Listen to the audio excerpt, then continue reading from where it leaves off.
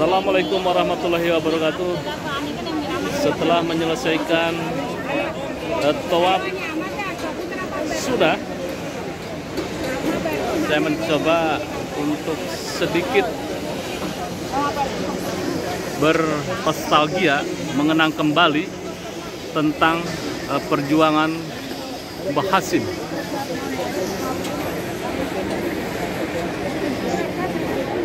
Kisah ini ditulis di dalam buku Ca'anam, Perubahan dan Pertumbuhan Nahdlatul Ulama.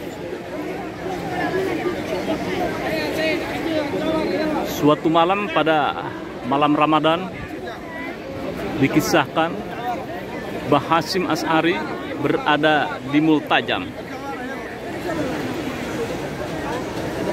membuat janji bersama yang harus ditepati oleh semua yang membuat perjanjian di sini, yaitu ulama atau santri-santri dari berbagai kawasan Timur Tengah dan negara-negara Islam pada saat itu yang belum merdeka, karena kebanyakan masih berada dalam penjajahan salah satu negara barat.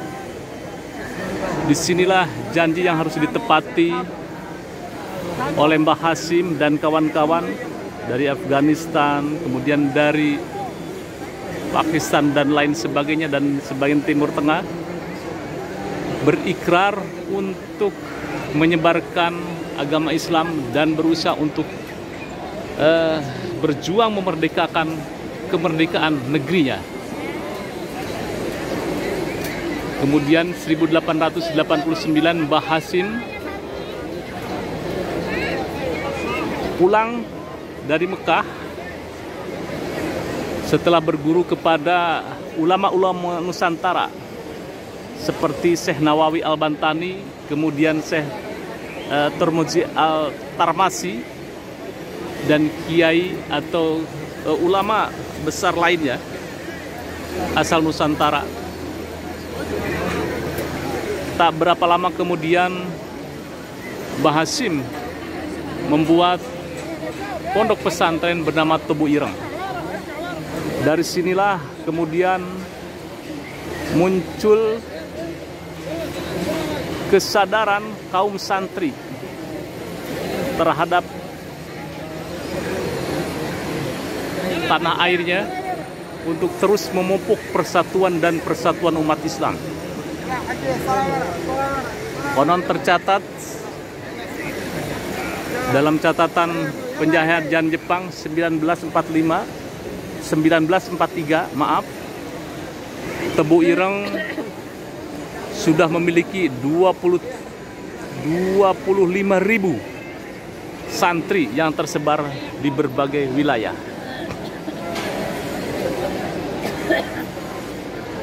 Dari situlah gerak-gerik Mbah Hasyim selalu dicurigai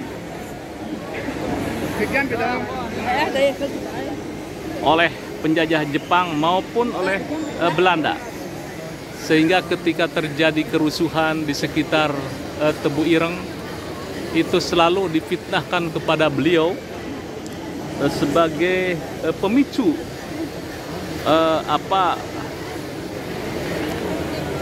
polemik atau kisruh di daerah tersebut. Tak ayal pernah suatu saat dikisahkan dalam sebuah ceritanya, dalam sebuah sejarahnya, bahwa pondok pesantren Tebu Ireng dibakar sampai habis, tak tersisa.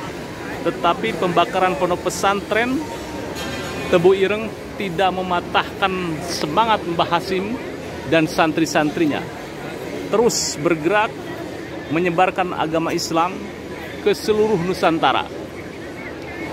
Terkonsolidasi spirit untuk terus memperjuangkan kemerdekaan bangsa Indonesia.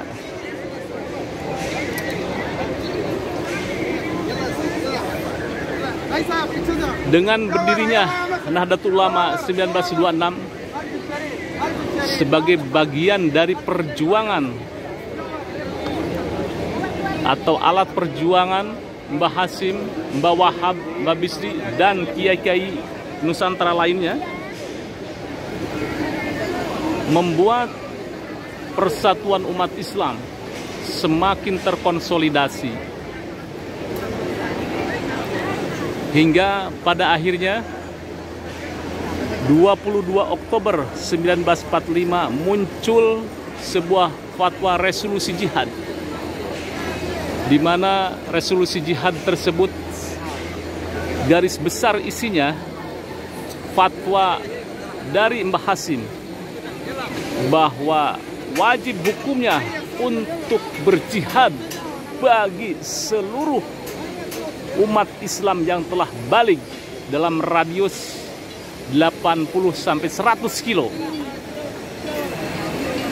untuk mempertahankan kemerdekaan bangsa Indonesia.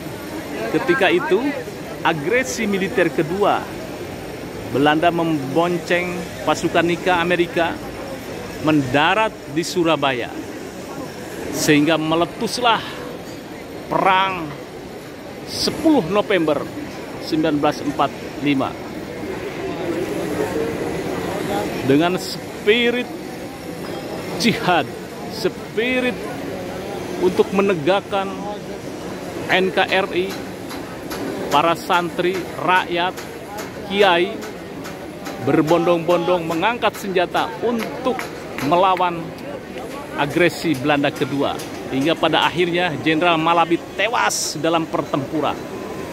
Subhanallah, inilah sebuah peristiwa yang tidak terpikirkan. Peristiwa perang yang dianggap oleh penjajahan Belanda sangat mengagetkan. Pasukan Belanda dan Amerika nikah dengan persenjataan yang sangat komplit bisa dikalahkan oleh rakyat Indonesia.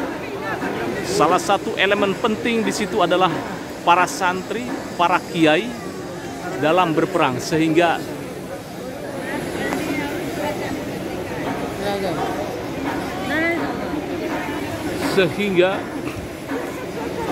banyak juga para santri dan kiai yang gugur menjadi syuhada. Salah satu tokoh lainnya dari Jawa Barat ada sosok Kiai Haji Abbas Buntet yang terkenal dengan terompahnya ketika berlaga di medan pertempuran. Terompahnya dengan karomahnya bisa meluluh lantakan pasukan-pasukan Belanda yang memiliki persenjataan sangat komplit. Inilah janji yang ditepati di Multajam. Subhanallah, janji yang tidak main-main, membuat kita merinding bahwa ketika Anda berada di Multajam, berdoalah yang positif, berdoalah yang baik-baik. Karena apa? Doa disinilah terpancar resonansinya kepada Allah Subhanahu wa Ta'ala. Seperti janji Mbah Hasim untuk terus menegakkan agama Islam, menyebarkan agama Islam di Nusantara, sehingga sampai detik ini Nahdlatul Ulama Islam tersebar, salah satunya dari peran para kiai Nahdlatul Ulama, peran dari salah satunya Mbah Hasim Asy'ari dan santri-santrinya. Subhanallah, tabarakallah, subhanallah, subhanallah. Janji setia, janji yang harus ditepati Mbah Hasim benar-benar ditepati. Janji yang diucapkan dengan kawan-kawannya terrealisir, terkabulkan dengan tegaknya ajaran Islam di Nusantara dan Indonesia merdeka. Serta Mbah Hasim dengan resolusi jihad, dengan fatwa, dan ikut dalam berperang pertempuran 10 November.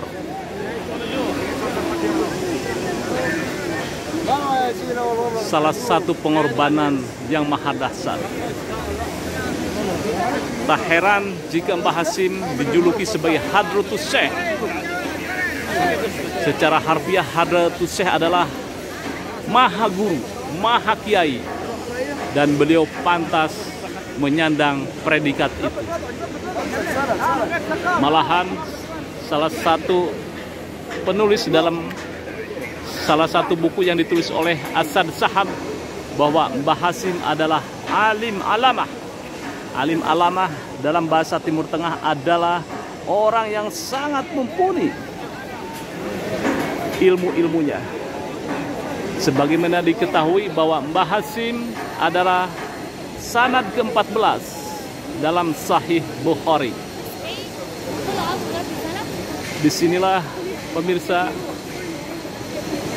1889 Mbah Hashim berjanji di depan Multajam untuk terus melawan penjajahan, memerdekakan negaranya, menyebarkan agama Islam, dan titik prestasi tertinggi lahirnya adalah Nahdlatul Ulama yang sampai saat ini lestari. Nahdlatul Ulama sudah berusia 100 tahun.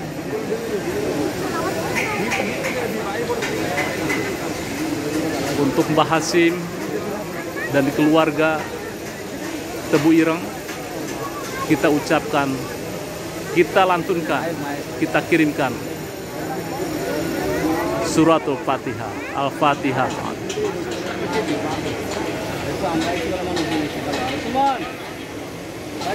Perjuangan Mbah Hashim dari titik fokus Multajam kini dilanjutkan oleh cucu-cucu beliau seperti Gus Dur. Kemudian kekinian ada sosok Ki Haji Irfan Yusuf atau Gus Yusuf yang menjadi Menteri Badan Umroh dan Haji. Mudah-mudahan perjuangan Mbah Hashim bisa diimplementasikan oleh salah satu cucu beliau yang berada dalam kabinet Bapak Presiden Prabowo, Bapak Gibran, memegang jabatan yang amanah untuk kemaslahatan umat Islam, khusus umat Islam di Indonesia, khususnya Nahdlatul Ulama. Terima kasih. Yusuf Mares dari Multajam Ka'bah melaporkan. Kepada handai tolan yang belum berumroh, saya doakan semoga cepat bisa menunaikan ibadah umrah. Wassalamualaikum warahmatullahi wabarakatuh.